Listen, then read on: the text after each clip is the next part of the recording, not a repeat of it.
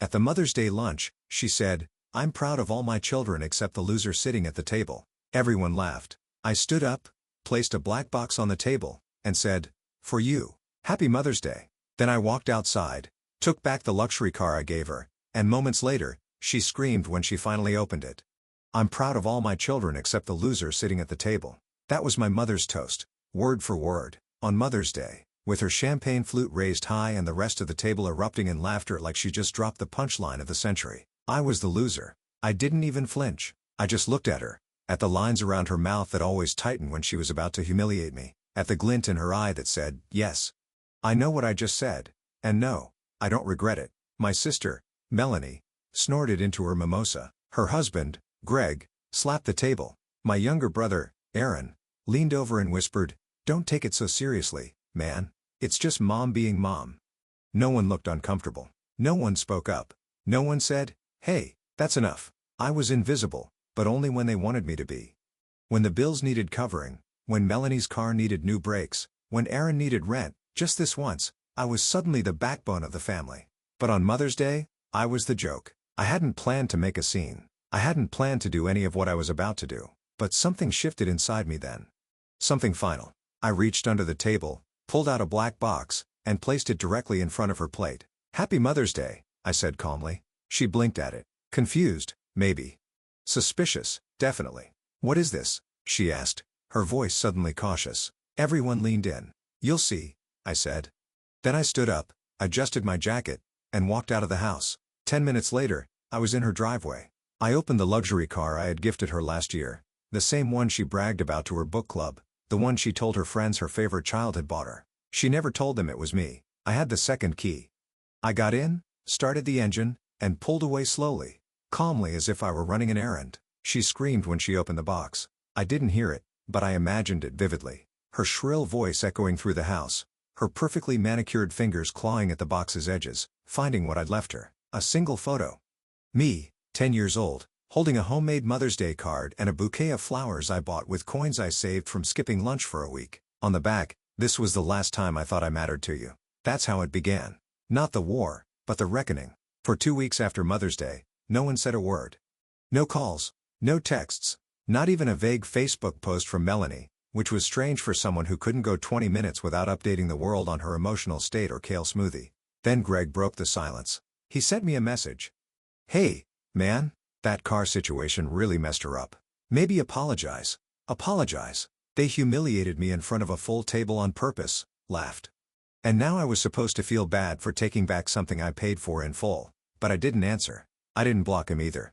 I wanted to see what they'd try next, and they did try. 3 days later, my father called not to apologize, not to ask how I was, just one sentence left on voicemail. "If you're done acting like an attention seeker, we could use some help with Aaron's tuition." I laughed so hard I nearly dropped my phone. Aaron, the golden boy, the future of the family, the one who just needs time to figure things out. He'd been figuring things out for 6 years. Meanwhile, I was paying off his credit cards and wiring him money for textbooks he never even bought. I told myself I was done. I really believed it. But then I made the mistake of going back. Not for them. For Grandma.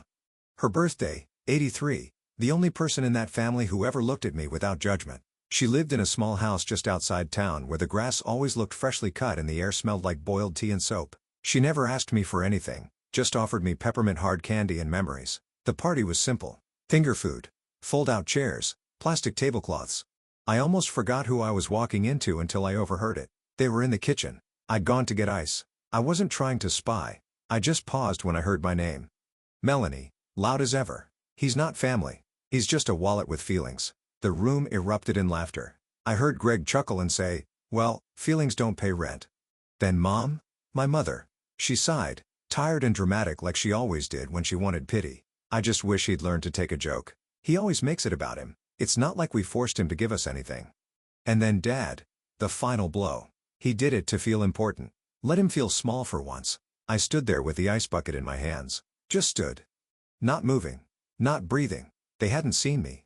Not yet. When I finally walked into the room, it went dead silent. They didn't even try to hide it. No excuses. No laughter. Just guilt. And then the usual cover-up. "Oh, there you are. We were just talking about yeah," I said. "I heard everything." Melanie blinked. Mom tried to reach for my arm. Don't twist it, sweetheart. You were just reminding each other how useful I used to be, I said. Don't worry. Message received. I didn't leave. Not yet. Grandma still hadn't had her cake, but I watched. I watched how no one looked me in the eye for the rest of the night. How Aaron handed me a plate like he was passing a peace offering. How Greg tried to start a conversation about the stock market as if pretending nothing had happened would reset the timeline. They knew I'd heard. They also knew I wasn't going to yell. I wasn't going to cry. And that scared them more than anything. But they weren't done. 1 week later, I got an email from my bank. A transfer had been attempted using an old joint account I had with Dad, something we opened when I helped him refinance the house 4 years ago. It had been dormant. I'd forgotten it existed. They hadn't. I called the bank, froze the account, flagged the attempt, then I drove to their house, not to confront, to watch. They were having dinner. Tacos from the smell. I didn't knock. I didn't say anything. I just stood across the street, hands in my pockets while the windows glowed with warm family light. I wasn't in it, but I used to be. They didn't see me until Melanie stepped outside to take out the trash. She froze when she saw me, then smiled like nothing had ever happened. "You're being dramatic again," she said. "Come inside. It's Taco Tuesday." I walked up to her. Not close, just enough. "You tried to steal from me," I said. "You joked about me, used me, mocked me. And now I'm supposed to smile over tacos." She shrugged. "Families fight." I leaned in. "No. Families break." Then I turned around. She didn't follow. But the next morning, she texted, "Don't do anything crazy. You'll regret it." She was right. I was about to do something insane, but I'd never regret it because I finally saw the truth. I wasn't their family. I was their strategy. And that game was over. They messaged me a week before it happened. Just one sentence. "We miss you. Let's do Mother's Day right this time." I didn't answer right away. I waited 3 days. Then I wrote back, "Fine. One dinner, just family." They thought I was crawling back, that the black box and the car were just a tantrum, that all it would take was a decent meal and a few warm words to get their little puppet son back. I showed up at 6. The table was set like always. Candles, swan-folded napkins, wine glasses polished within an inch of their lives. My mother wore the pearl necklace I once gave her. Melanie was in a low-cut dress with that same smug smile. Greg sat beside her like her loyal little pet. My father sat in the center, throne style, as if he'd earned anything. Only Aaron looked genuinely nervous. "We're so happy you came," my mother said. "We really missed you. And maybe we went too far last time. Or maybe we didn't go far enough," my father muttered, eyes down. "But family is bigger than pride, right?" She added quickly, "Let's not hold grudges." I didn't answer. I waited. She raised her glass. "Tonight is about turning the page. I'm proud of all my children, even the ones who lost their way. We all make mistakes." Silence. Then a voice from the hallway. "Sorry I'm late." Everyone turned as Rachel stepped into the room. Melanie's ex. The one she called unstable. The one she swore would ruin her life. The one she lied about for years. Melanie froze mid-sip. "What is she doing here?" she hissed. "She's here for dinner," I said, calm. "With the family." Rachel sat beside me, elegant and composed, and pulled a small envelope from her purse. She placed it gently on the table. "I've kept quiet long enough," she said, "but I was invited here to tell the truth." My father leaned forward, ready to growl something, but Rachel beat him to it. "Mrs. Harris," she said, looking straight at my mom. "In January, over wine, you told me this about your son. His emotions are his leash. He pays when he feels guilty. And this, he's not family. He's a strategy." I turned to Melanie. "And you?" I said. "You didn't know I was standing behind the hallway wall when you said, 'Let him feel small for once.'" Melanie exploded first. "She's lying. This is a setup. You brought her here to ambush us? You're seriously doing this? Again, you need help. You want to talk about help?" I said, cutting her off. I reached into my jacket and pulled out a printed bank statement. "Here's a wire transfer. $12,500 from my account to yours. Approved, but not by me." I slid it across the table. "That's not a mistake. That's fraud." My father shot to his feet. "This is betrayal." He barked. "We came here to make peace, and you bring in this snake?" My mother had started crying by then, but it was the kind of crying actresses do in soap operas, just enough to look tragic without ruining their makeup. "I don't know what you want from us," she whispered. I stood. "I want nothing," I said. "Not your apologies. Not your calls. Not your guilt. I want distance." I looked each of them in the eye. "I'm not your son anymore. I'm your consequence." Then I pulled one last thing from my jacket, a sealed legal envelope. "And here is a formal termination of all joint accounts. Access to my business, gone. My name on the trust, Updated. Grandpa made sure of it before he passed. Melanie, removed. Dad, erased. I dropped the envelope in front of my mother's glass. This is your inheritance now. Emptiness. Just like the respect you gave me. Then I pulled out an old photo. Me at 10 years old. Holding a handmade card and a bouquet. The last time I ever thought it mattered. I tore it in half, placed the pieces on the table, and said, "One for each of you." And I walked out. No one followed me. Not a word. Just a long gasping silence. At the door, I looked back one last time. Their faces weren't angry. They were ruined. I didn't rage. I didn't post online. I didn't make a speech. I opened my laptop and a spreadsheet. Over the course of 8 days, I sat down with a friend of mine, a certified accountant, and we built a list, a full audit, not of their lives, of mine. $14,300 for Aaron's tuition. For semesters, I paid just until he gets settled. Turns out he settled into failure just fine. $7,800. Melanie's car. A lease under my name with her name on the bumper stickers. Just until she gets approved for her own, she said. That was 3 years ago. $2,400 medical expenses for Mom. A dozen co-pays and specialist visits she booked under my insurance, saying she'd take care of it later. She never even asked if I had coverage to spare. $18,000 direct transfers. Some Venmo, some cash, some wire. Help with rent. The fridge broke. I just need to get through this month. You'd think with all the money I sent them, they'd be living like kings. But no, they still somehow managed to look poor and talk rich. $1,650 gifts. Holidays, birthdays, made-up anniversaries. The bed I bought my parents after Dad threw out the old one in a drunken rage. Melanie's congrats on your engagement spa weekend. Aaron's, I passed my first-class sushi dinner. All of it logged with receipts, screenshots, timestamps, even some printouts of text messages. Can you send it tonight? The landlord's making things complicated. If I ask Mom, she'll freak out just until next week. Total, $44,150.47. Not a symbolic number. Not rounded, precise, cold, clean.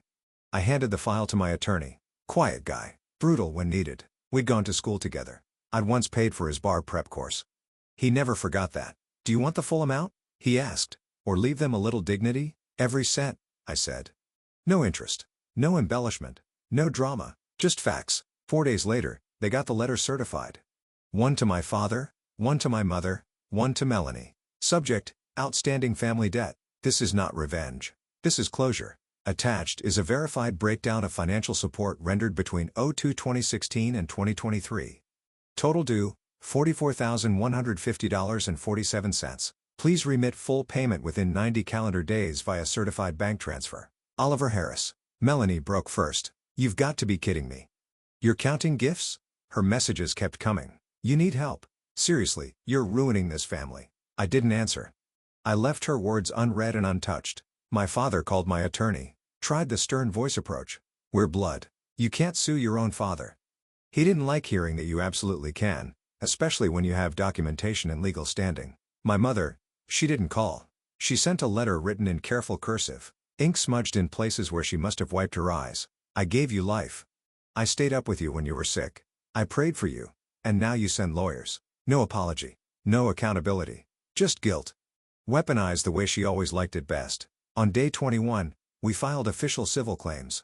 Melanie filed a countersuit claiming emotional harm. Claimed I manipulated her into accepting money. She lost. Heart. The judge didn't even look impressed. Just read off the record of transactions, the text messages, the written acknowledgments, dismissed her case in under an hour. Dad refused to respond. 3 weeks later, we filed for judgment by default. 1 lien, 2 garnishment warnings, and a flag on his primary checking account. Mom didn't show up to court, didn't submit a response, but when she tried to pay for her medication at the pharmacy the following week, it declined. Her retirement benefits had started being docked a percentage each month just like they docked pieces of me for years. And me? I didn't gloat. I didn't scream. I told you so. I didn't even talk about it. I just watched the bank up as payments came in. Melanie paid first, probably to stop the bleeding.